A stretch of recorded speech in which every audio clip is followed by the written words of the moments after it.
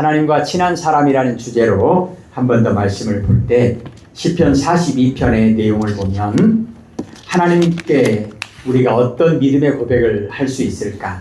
왜 그런 믿음의 고백을 해야 할까를 오늘 시편 42편을 우리에게 다시 한번 가르쳐 줍니다. 하나님과 친한 사람, 이것은 방향과 거리의 문제를 생각해 보고자 합니다. 우리가 친한 사람은 내가 그 사람을 바라보는, 그리고 그 사람과의 관계, 이 부분에 있어서 누구를 바라봅니까? 내가 친한 사람, 내가 좋아하는 사람을 늘 바라보잖아요. 그리고 몸으로든 마음으로든 그 사람과의 거리가 점점 더 가까워지기를 바라고 또 소원하는 그런 모습이 있습니다. 오늘 시편 42편에서는 하나님을 갈망합니다, 갈급합니다. 1절을 한번 읽겠습니다. 하나님이여, 사슴이 시냇 물을 찾기에 갈급한 같이 내 영혼이 주를 찾기에 갈급하니이다. 2절요. 내 영혼이 하나님 곧 살아계시는 하나님을 갈망하나니 내가 어느 때에 나아가서 하나님의 얼굴을 배울까. 아멘. 하나님과 친한 사람이라고 하는 주제로 말씀을 나누고 있는데, 하나님과 친한 사람은 늘 방향이 하나님을 향해 있는 거죠. 그리고 늘 하나님과 더 가까이 있기를, 하나님과의 거리가 더 가까워지기를 사모하고 소원하는 마음이 있습니다. 이것을 오늘 시편 기자는 이렇게 또 표현하고 있습니다. 5절을 읽겠습니다. 내 영혼아, 내가 어찌하여 낙심하며 어찌하여 내 속에서 불안해하는가. 너는 하나님께 소망을 두라. 그가 나타나 도우심으로 말미암아 내가 여전히 찬송하리로다. 아멘. 그리고 11절에도 읽겠습니다. 내 영혼아, 내가 어찌하여 낙심하며 어찌하여 내 속에서 불안해하는가. 너는 하나님께 소망을 두라. 나는 그가 나타나 도우심으로 말미암아 내 하나님을 여전히 찬송하리로다. 아멘. 5절에도 그리고 11절에도 소망을 두라. 지금 상황은 너무 어렵습니다. 절망하고 낙심할 수밖에 없는 상황입니다. 그런데 그럴 때 하나님과 친한 사람, 하나님을 바라보고 하나님께 더 가까이 나아가기를 소원하는 그 사람들의 반응이 어떤가? 이 말씀을 통해서 나는 과연 하나님과 친한 사람인가? 이걸 한 번 더 점검해 보고자 하는 거예요. 하나님과 친한 사람은 어떨 때 어떤 반응을 보이는가? 3절을 보십시다. 사람들이 종일 내게 하는 말이 네 하나님이 어디 있느뇨 하오니 내 눈물이 주야로 내 음식이 되었도다. 아멘. 원수들이 나를 향해서 조롱할 때, 기가 막힐 때 하나님과 친한 사람은 곧바로 하나님을 바라보는 겁니다. 하나님을 대적하고 반역하는 원수들이 성도들을 공격할 때, 이럴 때 우리가 하나님과 친한 사람이라고 한다면, 내가 하나님의 백성이 맞다면 가장 먼저 어떤 반응을 보이겠습니까? 즉시 눈을 들어 하나님을 바라보겠죠. 하나님께 갈급하게 부르짖겠죠. 그리고 하나님께 소망을 두겠죠. 원수들은 성도들이 바른 신앙을 가지고 하나님을 의지해서 사는 것을 아주 못마땅하게 생각합니다. 그래서 어떻게 해서든지 간에 하나님으로부터 방향을 돌리게 만들고 하나님으로부터 거리를 멀어지게 만드는 것이 원수, 특별히 사단 마귀가 하는 일이고, 그들이 집중적으로 성도들을 공격하는 내용입니다. 그럴 때 우리는 어떻게 해야 할까? 원수들이 조롱할 때 나는 어떻게 해야 할까? 그럴 때 우리는 하나님을 바라보고 하나님께서 나와 함께 하신다, 이 믿음으로 승리할 수 있어야 합니다. 하나님과 친한 사람의 고백, 하나님이 나와 함께 하신다. 그런데 하나님이 나와 함께 하시는 근거가 무엇입니까? 나에게요? 나에게 근거가 있습니까? 아닙니다. 내가 하나님께 뭘 잘해서 하나님이 나에게 상으로 나와 함께 해주시는 겁니까? 아닙니다. 우리가 고백하는 것은 예수님께서 이 땅에 오실 때 그 이름을 임마누엘이라 하라, 하나님의 약속과 선포죠. 그리고 예수님께서 마지막에 우리에게 약속하신 것이 뭐죠? 내가 세상 끝날까지 항상 너희와 함께 하겠다. 그래서 하나님이 우리와 함께 하신다라고 하는 이 임마누엘의 근거도 하나님께 있고, 그리고 하나님께서 우리와 함께 하신다고 하는 그 모든 내용도 하나님께 그 모든 계획이 있습니다. 그것이 바로 예수님을 통해서 우리에게 이루신 임마누엘 하나님 되심의 증거입니다. 그 하나님의 약속대로 오늘 우리가 이 자리에 있고 오늘 이 예배를 하나님께 올려드리고 있습니다.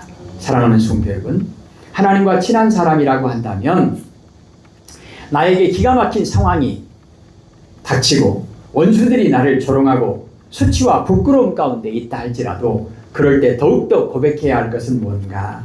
오늘 내가 어찌하여 낙심하는가? 내가 하나님께 소망을 두겠다. 우리의 소망이 무엇입니까? 임마누엘 하나님.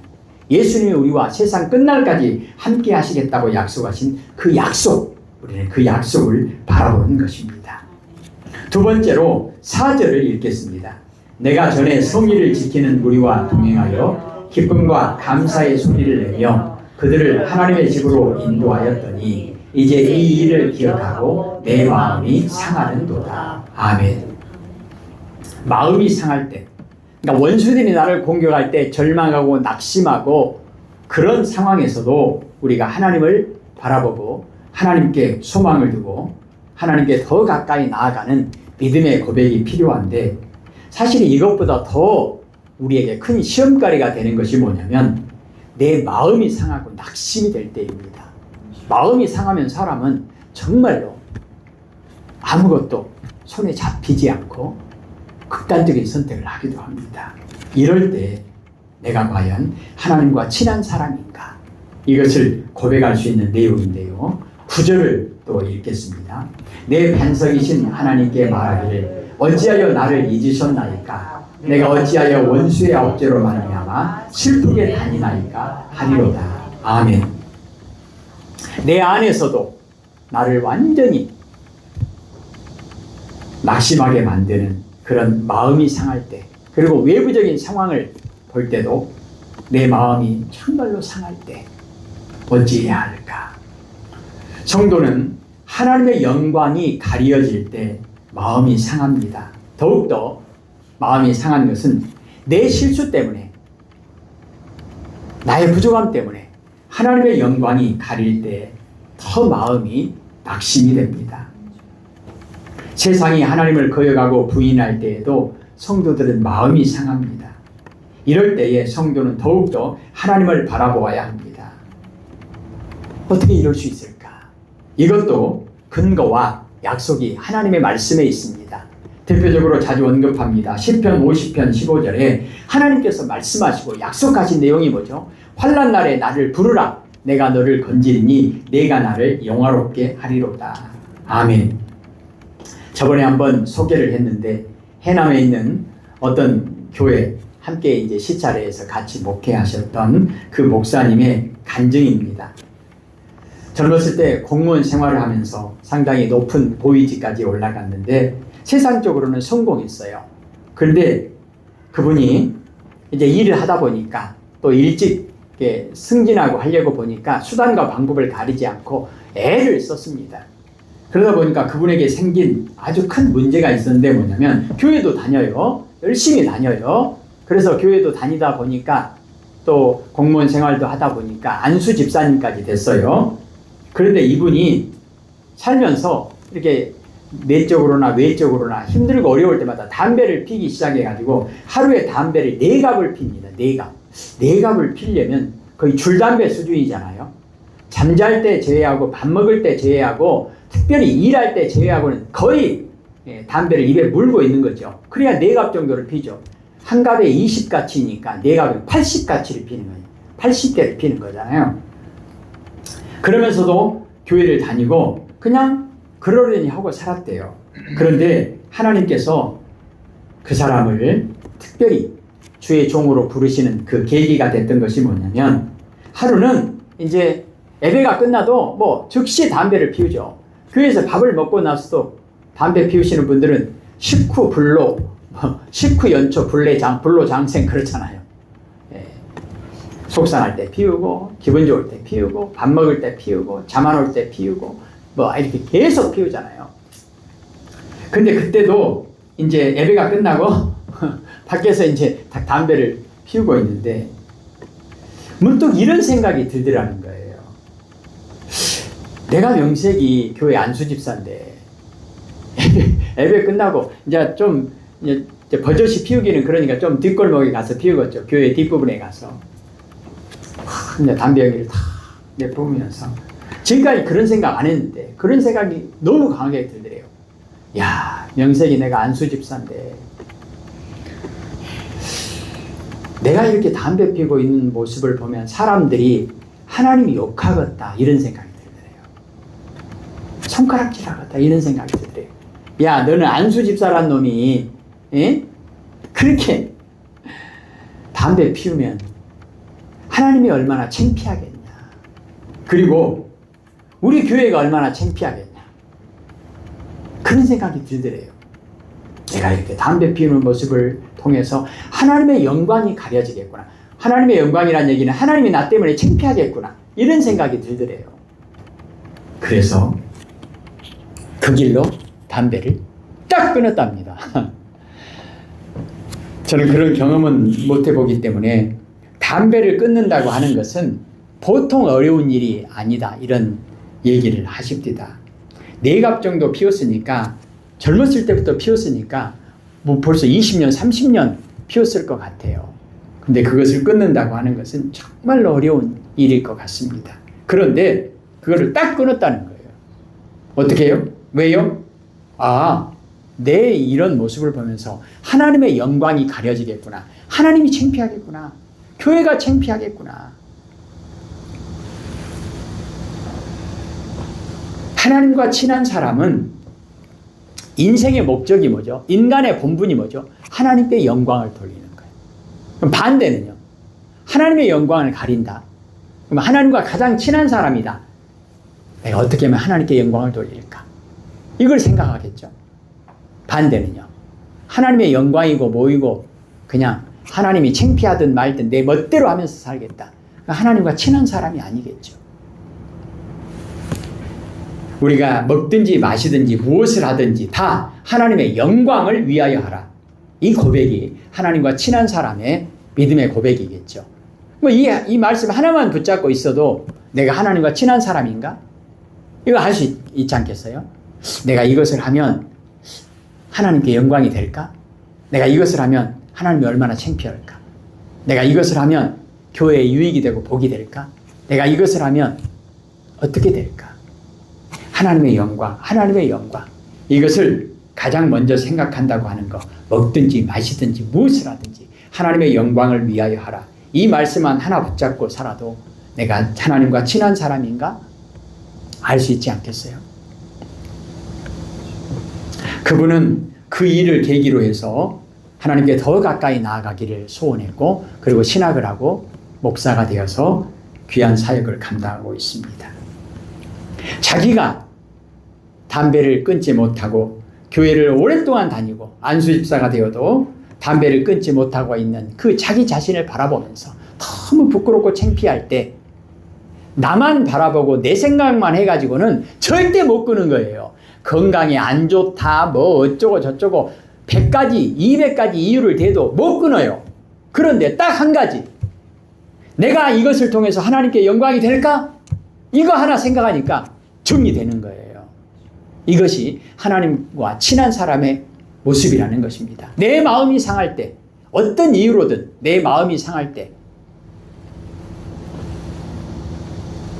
우리는 하나님을 바라보고 하나님께 소망을 두는 것, 이것이 하나님과 친한 사람의 모습이라는 것입니다. 그리고 오늘 본문에 나와 있는 내용을 보면, 자, 9절을 보십시다. 내 반석이신 하나님께 말하기를 어찌하여 나를 잊으셨나이까? 내가 어찌하여 원수의 압제로 말미암아 슬프게 다니나이까 하리로다. 내 뼈를 찌르는 칼같이 내 대적이 나를 비방하여 늘 내게 말하기를 네 하나님이 어디 있느냐 하도다. 이제는 총공격이 내 안에서 내 밖에서 완전히 총공격이 이루어져서 이제 도저히 내가 살아갈 소망이 다 끊어져 버렸을 때, 완전히 절망하고 낙심했을 때 11절을 읽겠습니다. 내 영혼아, 내가 어찌하여 낙심하며 어찌하여 내 속에서 불안해하는가? 너는 하나님께 소망을 두라. 나는 그가 나타나 도우심으로 말미암아 내 하나님을 여전히 찬송하리로다. 아멘. 우리가 욥의 고백을 알잖아요. 욥이 완전히 만신창이가 되어버렸을 때, 완전히 살 소망까지 끊어져 버렸을 때 욥이 어떻게 했습니까? 눈을 들어 하나님을 바라봅니다. 주신 이도 여호와시요 취하시는 이도 여호와시오니 여호와 이름이 찬송을 받으실지어다. 어떻게 됐습니까? 욥은 정말 하나님과 친한 사람이라고 하는 것이 그 한마디 믿음의 고백을 통해서 증명되잖아요. 하나님께서 어떻게 하시겠습니까? 책임지시죠. 약속하신 말씀 그대로 하나님이 함께 하시는 임마누엘, 여호와 이레의 하나님께서, 여호와 라파의 하나님께서, 여호와 샬롬의 하나님께서 욥과 함께 하시는 것을 우리는 성경을 통해서 봅니다. 바울과 실라가 감옥에 갇힙니다. 마찬가지 상황이에요. 죄 지어서 감옥에 갇힌 것도 아니고 예수 그리스도의 복음을 증거하다가 감옥에 갇혔습니다. 얼마나 기가 막혀요. 근데 이게 뭐야? 상을 주셔도 내가 상을 받아야 될 사람인데 내가 이게 뭔가 얼마나 낙심이 되겠어요. 그럴 때 당당하게 오히려 눈을 들어 하나님을 바라보며 고백합니다. 찬송과 기도로 하나님께 영광을 돌립니다. 하나님께 소망을 둡니다. 때때로 우리에게 주어지는 시련과 고통은 자칫 우리를 절망의 구렁텅이에 빠뜨리기 쉽습니다. 오늘 아프리카 지역에서 몇 해뿐만 아니라 몇십 년 동안 이렇게 선교사로서 사역을 하셨던 분을 잠깐 만났습니다. 그런데 그 아프리카 선교 중에서도 이슬람권, 가장 선교하기 어렵다는 이슬람권에 속한 사람들을 전도하는 일에 생명을 다, 젊음을 다 바치신 분인데 수단이라고 하는 나라에서 9년 동안 목숨 바쳐서 선교를 하는데 쫓겨나고, 이집트로 갔는데 쫓겨나고, 또 아프리카 그 주변 다른 지역에 갔는데 또 쫓겨나고, 그럴 때 마음에 낙심이 되는 거죠. 내가 이게 뭔가 낙심이 되는 거예요. 그럴 때 하나님과 친한 사람이 고백해야 할 내용이 무엇인가? 오늘 그런 고백을 들었습니다. 11절 한 번 더 읽을까요? 내 영혼아, 내가 어찌하여 낙심하며 어찌하여 내 속에서 불안해하는가? 너는 하나님께 소망을 두라. 나는 그가 나타나 도우심으로 말미암아 내 하나님을 여전히 찬송하리로다. 아멘. 우리가 절망적인 상황이 될 때 내 속에서도 해답을 못 찾고 절망할 때, 내적으로나 외적으로나 아무런 소망이 없을 때 우리는 낙심합니다. 그럴 때 하나님과 친한 사람이라고 하는 증거가 뭔가? 바울과 실라는 오히려 그때 어떻게 하죠? 찬송하고 기도합니다. 욥은 어떻게 하죠? 오히려 하나님을 찬송합니다. 그랬을 때 여호와 라파의 하나님께서, 임마누엘의 하나님께서 그들과 함께 하신다고 하는 것을 고백합니다. 다윗도 하나님께서 왕으로 세워주시겠다고 하는 약속을 받고도 다윗은 얼마나 오랜 동안 도망자 신세를 면치 못합니까? 정말로 낙심하고 절망이 될 때, 사람들이 손가락질하고 조롱할 때, 그럴 때 다윗은 고백합니다. 우리 잘 알잖아요. 시편 18편에 나의 힘이신 여호와여, 내가 주님을 사랑합니다.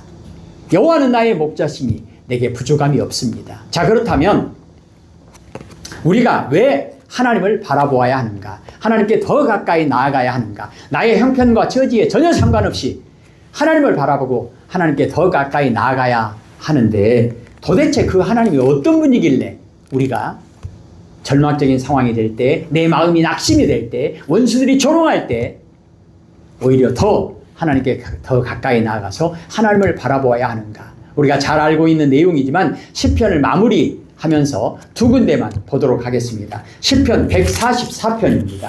쭉 뒤로 넘겨서 시편 144편,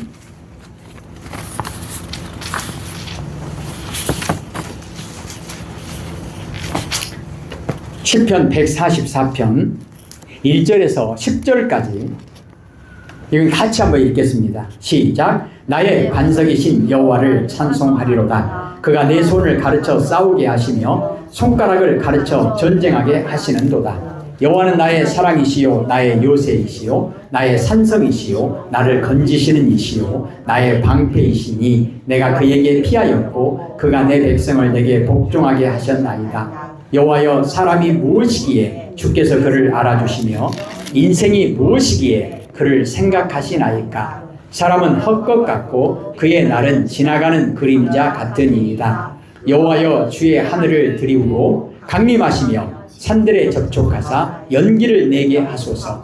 번개를 번쩍이사 원수들을 흩으시며 주의 화살을 쏘아 그들을 무찌르소서. 위에서부터 주의 손을 펴사 나를 큰 물과 이방인의 손에서 구하여 건지소서.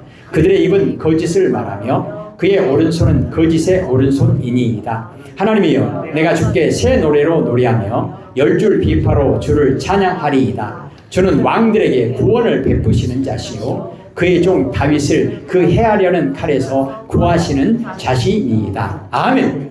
왜 우리가 하나님을 바라보아야 하는가? 우리의 소망이 왜 하나님 한 분뿐인가? 오늘 시편 144편에서는 이렇게 고백합니다. 우리에게 승리를 주시는 분은 하나님이시다. 근데 우리에게 승리를 주시기 위해서 하나님께서 하시는 일이 뭐냐? 1절에 보면 아주 재미있는 중요한 표현이 나옵니다. 1절 한 번 더 읽겠습니다. 나의 반석이신 여호와를 찬송하리로다. 그가 내 손을 가르쳐 싸우게 하시며 손가락을 가르쳐 전쟁하게 하시는도다. 아멘. 하나님께서 나에게 승리를 주시기 위해서 내 손가락도 내가 움직이는 것이 아니라 하나님께서 내 손가락을 움직이셔서 승리를 주신다는 거예요. 내가 내 팔을 마음대로 움직이는 것이 아니라 하나님께서 내 팔을 움직이셔서 승리를 주신다는 거예요. 그러니까 모세의 지팡이, 아론의 지팡이, 그 지팡이를 누가 잡고 계시는 거죠? 하나님이 잡고 계시는 거잖아요. 겉으로 보면 모세가 잡고 있는 모세의 지팡이 같지만, 아론이 쥐고 있는 아론의 지팡이 같지만 아니에요. 모세를 하나님께서 붙들고 계시고 아론을 하나님께서 붙들고 계시고, 그래서 모세의 지팡이는 하나님의 지팡이. 그래서 그 지팡이가 능력 있는 거죠. 아론의 지팡이도 하나님이 잡고 계시는 거죠. 그래서 그 아론의 지팡이에서 생명이 있는 거죠. 그리고 왜 우리가 하나님을 바라보아야 하느냐? 왜 하나님과 친하게 지내야 되느냐? 이익을 따지다 그런 의미보다는 하나님이 어떤 분인지를 고백하는 내용에 중요함이 있지 않겠어요? 3절 4절에 보면 하나님은 인생을 귀하게 여기신다는 거예요. 인생을 귀하게 여기신다는 거예요. 사람이 누군가를 정말로 사랑해서 귀하게 여긴다. 부모가 자녀들을 사랑해서 쓰는 표현이 내 눈에 넣어도 아깝지 않을 만큼 소중하다. 이런 표현을 쓰잖아요. 그런데 하나님께서 그 정도가 아니죠. 우리의 영혼을 구원하시기 위해서 하나님께서 가장 소중한 생명을 맞바꾸시는, 물과 피를 아낌없이 다 쏟으시는 하나님. 이 세상에 단 한 사람, 나 한 사람만 있는 것처럼 하나님께서는 나에게 올인하시는 그 하나님. 관심만 올인하는 것이 아니라 모든 것을 다 바치셔서 나 한 사람의 구원을 위해서 하나님은 완전히 올인하시는 하나님. 나를 그렇게 귀하게 여기시는 하나님. 어느 정도로요? 천하를 주고도 바꿀 수 없을 만큼 나 한 사람의 가치를 귀하게 여기시는 하나님. 어제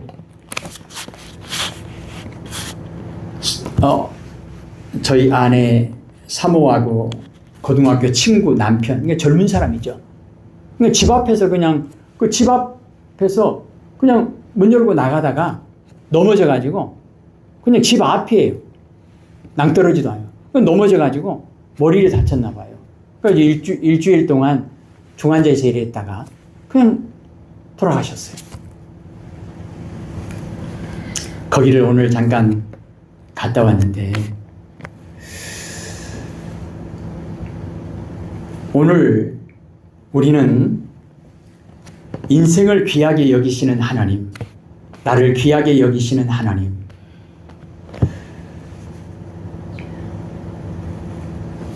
나 한 사람의 생명을 구원하시려고 하나님은 천하를 주고도 나 한 사람과 바꾸지 않겠다 말씀하시는 그 하나님. 왜 제가 이 얘기를 꺼냈냐면 어렵고 힘들지만 직업도 불안하고 또 이렇게 그러다 보니까 힘들고 어려웠지만 보험을 좀 돈 많이 나중에 이제 사고 나고 그러면 보상을 많이 받으려고 보험을 좀 비싼 걸 넣었대요. 근데 기가 막힌 것은 갑자기 사고로 갑자기 죽은 거잖아요. 근데 사고사로 바로 죽지 않고 병원에서 중환자실에서 일주일 동안 치료받다 죽었기 때문에 병사로 돼가지고 보험에서 3푼도 안 나온다는 거예요. 그 많은 돈을 들여서 이 보험 저 보험을 들었는데 보험에서 3푼도 안 나온다는 거예요. 보험이 좀 그런 어려운 사고가 당하면 좀 도움을 받겠다고 그 어려운데 보험을 넣었는데 한 푼도 못 받게 됐다는 거예요. 우리의 인생을 책임져 주는 것이 무엇인가? 누가 내 인생을 책임져 줄 것인가? 아직 젊은 나이에 남편이 갑자기 세상을 떠나니까 이제 생계가 완전히, 수입원이 완전히 막혀버렸잖아요.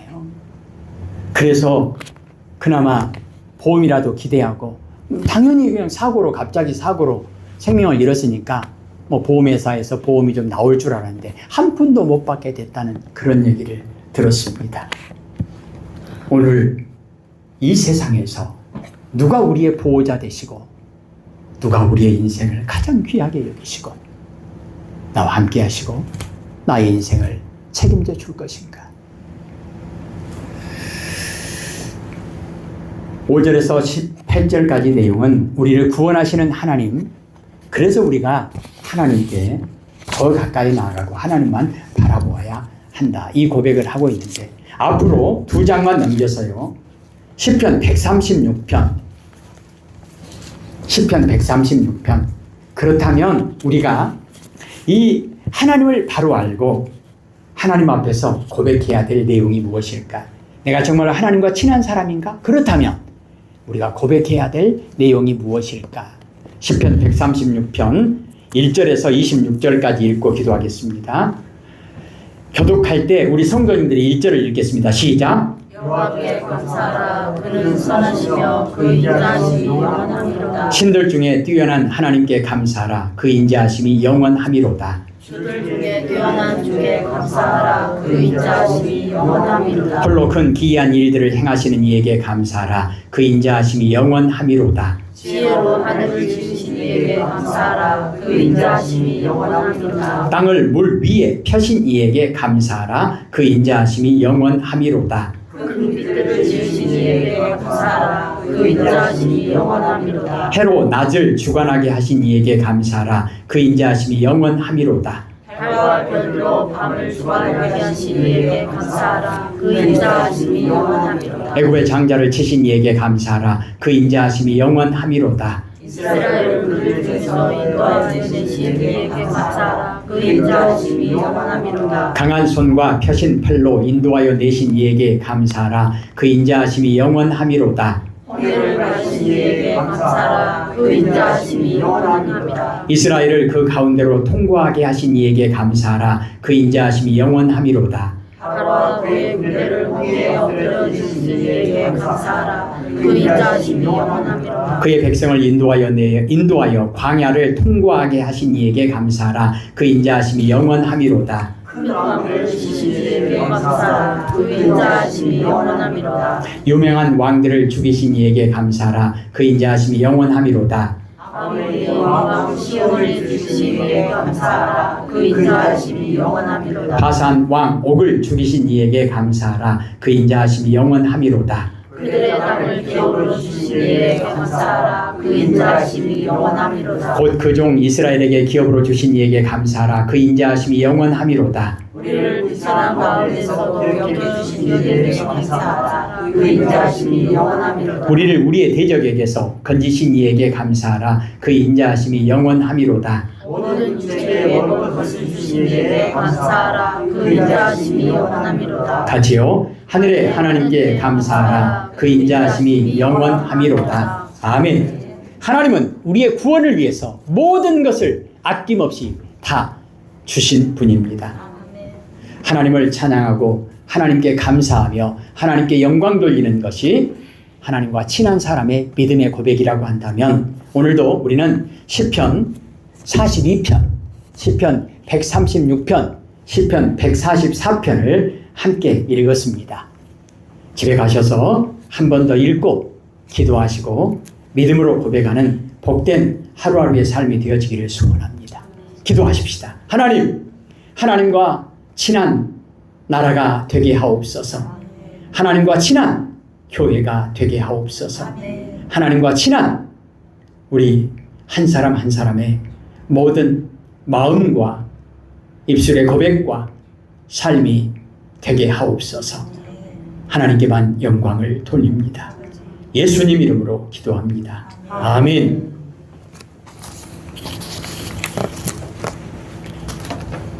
찬송가 288장